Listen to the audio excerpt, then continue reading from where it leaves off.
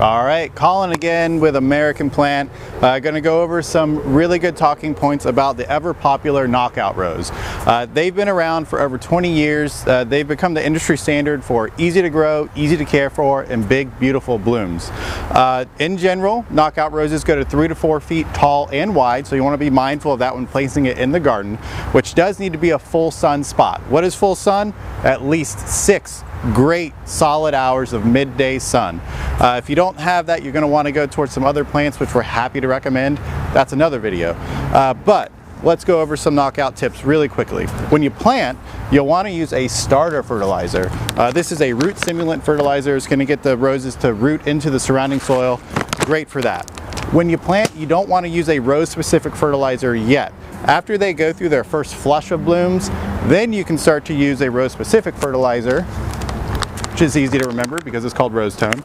We have that available as well. And you'll want to wait again until they go through that first flush of blooms before you do any fertilizing. So one of the best qualities of knockout roses is how easy they are to care for.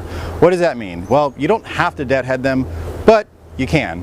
What is it going to do when you deadhead them? It's going to keep them cleaner, tidier, a nice good appearance on them. It can increase more bud and bloom throughout the season, again not required, which is one of the reasons why they've become so popular. But as you get into the season, they will give you constant color. It's never going to be as big as that first flush in the spring, but what's nice is you will have some color on them all season long.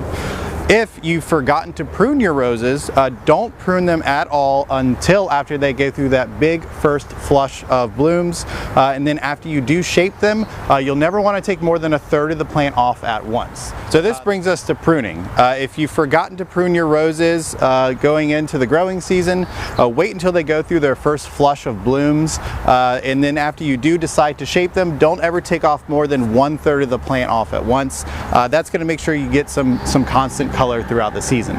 The best time to prune knockout roses is late winter, early spring, and you'll want to bring them down to about 12 inches wide and tall. What that's going to do is give you that nice 3 to 4 feet tall and wide growth during the growing season to give you a nice manageable plant.